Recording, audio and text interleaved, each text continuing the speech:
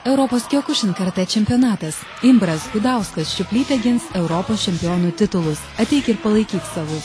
Lietuva prieš Europą. Tokie iššūkiai dabar skamba vis dažniau, nes iki balandžio 21 lieka suskaičiuotos dienos. Vilniuje Siemens arenoje vyks Europos Kyokushin karatė čempionatas, kuriame dalyvaus geriausi šio dvikovų stilių sportininkai. Geriausi iš geriausių. Kiekvienam profesionaliai sportuojančiam sportininkui tai puikiai proga išbandyti save ir žinoma tapti stipriausiu Europoje. Todėl dabar, kai jau suformuota Lietuvos rinktinė, kuri atstovaus mūsų šaliai, vyksta ne tik sustiprintas pasiruošimas, bet ir stovyklos, kuriuose su sportininkais dirba geriausi šalies Kyokushin karatė treneriai. Jų patirtis ir sportininkų atkaklus bei sistemingas darbas leidžia tikėtis, kad ir šiemet turėsime Europos čempionų. Ką tokios stovyklos duoda? Ištvermės valios ugdymą, nes sunku, tarkim, nuo 8 atsikelti ir iki 12 ar iki 2 padaryti jau 2 treniruotės, prabėgti krosą ir per tokius orus dažniausiai žmonės dar miega ir nežada net į lauką nosis kišti. Tai ugdo valią, jėgą ir ištvermę.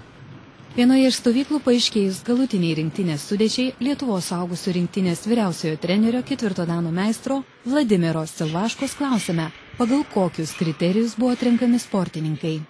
Kriterijai pirma tai yra Lietuvos čempionatas, kuris vyko Klaipėdoje. Toliau reitingas, dalyvavo ar yra dalyvavę Europos čempionatuose, pasaulio čempionatuose, tarptautiniuose turnyruose. Visas tas pergalių bagažas kaupėsi, tai tuo lengviau tada atskirti, kuris ir paskirti, kuris vertas Lietuvos rinktinei, kuris ne. O taip tai šios treniruotės parodė sportininkų kondiciją, jų tą pasiruošimą, kuris vykdomas savo klubuose. Nu ir viskas matyt, kas kiek ruošiasi, kas kiek vertas. Ką sportininkai tobulino šioje stovykloje?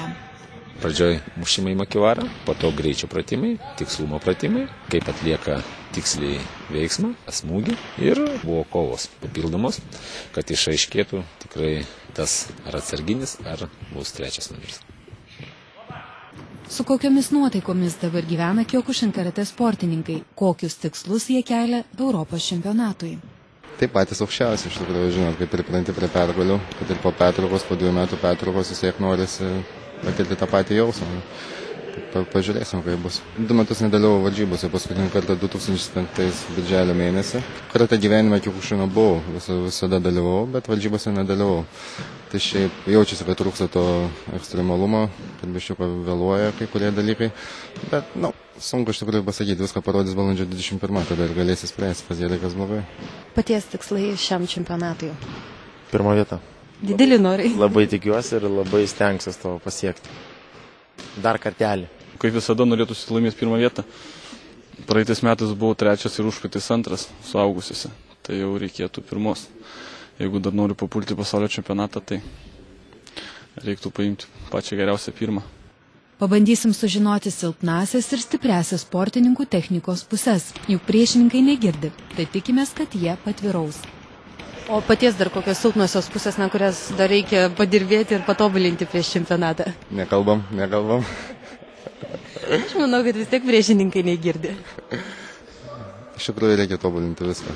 Viskas 90% yra gerai, rankos gerai, kojos gerai, bet reikia kelti aukščiau. Po paskutinių varžybų, kai ruošiesi kitom, priešininkai visada žiūri tavo paskutinės kovas. Jis žino, kaip tu keli koją, nuo kur pradedi kelti koją, kokį darai smūgį, kaip išvedi ranką, jau visą tai žino ir einant su tavim kovoti, ten po kitose varžybose jau automatiškai jau ruošiasi blokuoti tos smūgius. Tai kiekvienom varžybom reikia kažką paruošti naują kojos išmetimą, paruošti atsitraukimą, prieimą, reikia kažkokių pastovių naujienų. Tai sena bazė, aš manau, yra. Dabar statau naują bazę, naują taktiką, bet sakau, viską parodys varžybos. Technikoje tai yra mano paslaptis ir aš tai žinau, ką reikia tobulinti ir mėginsiu tas klaidas anuliuoti, pataisyti ir pasiruošti kaip įmanoma geriau. Kaip galvojat, kur jūs yra pačios stipriosios pusės technikoje? Negalvojau niekad. Tiesiog išeinu ir kovoju. Ir žiūriu pagal priešininką, kaip jisai dirba ir stengiuosi visą laiką pritaikyti savo kovos būdą. Šiaip labiau mėgės turbūt kojom dirbti. Ir pridedu rankom biškį. Lietuvos rinktinės vyriausiojo trenerio klausime, kas bus pagrindiniai lietuvių varžovai. Jeigu žiūrint pagal praėjusius metus, tai pagrindė yra vengrai, bulgarai. Jų labai stiprios mokyklos. Aišku, negalima sakyti, kad šiais metais kitų nebus stiprių. Čia yra ir ukrainiečių stipri komanda, yra ir kovotojai iš Prancūzijos, iš Danijos, iš Švedijos, iš Vokietijos. Yra ten tokių, kaip gerų kovotojų, galima sakyti, visose šalyse. Bet pagrinde tai yra Bulgarija, Vengrija.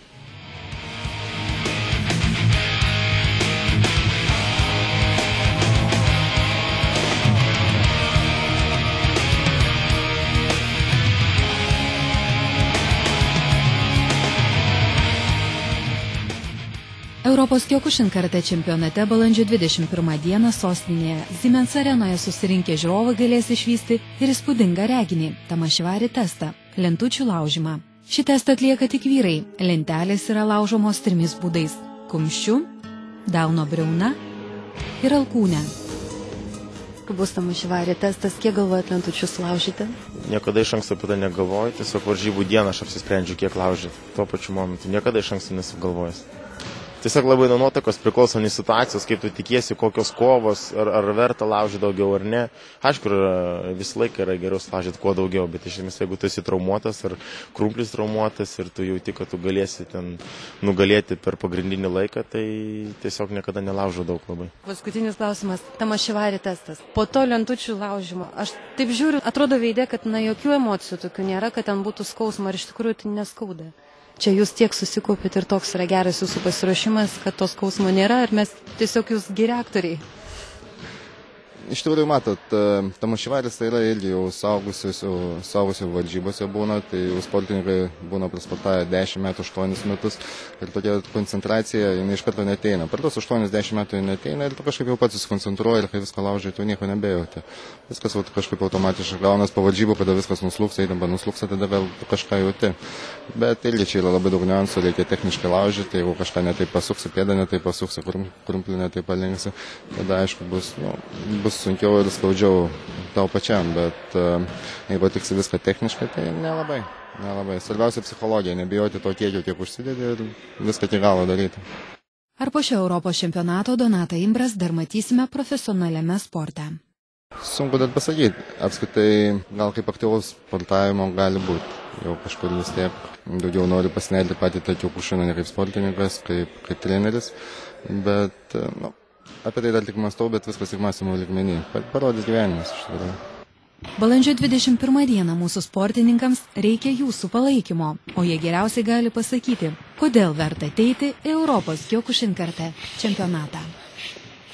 Mūsų kovas, kaip žinot, yra pilno kontakto ir tai tiesiog yra tikrai patraukli sporto šaka. Pasisėmė žmonės emocijų būdami tokiuose varžybose, o šiaip žiūrovai turėtų ateiti, aš manau, iš esmės palaikyti Lietuvos rinktinę, kad jiems būtų smagiau ir jaustųsi tikrai, kad jie dalyvauja namuose. Tai jūs galvojate iššūkį, kurį meta federacija, kad Lietuva prieš Europą jį pavyks pateisinti? Tikiuosi, labai tikiuosi.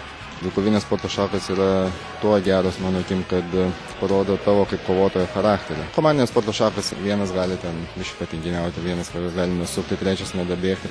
O tu kai užlipi ant tatamio arba užlipi ant ringo, kur daugiau už tavęs nieko nėra, tik tavęs priešais tave vienas priešininkas, tu turi susikauti, jeigu nori laimėti maksimaliai.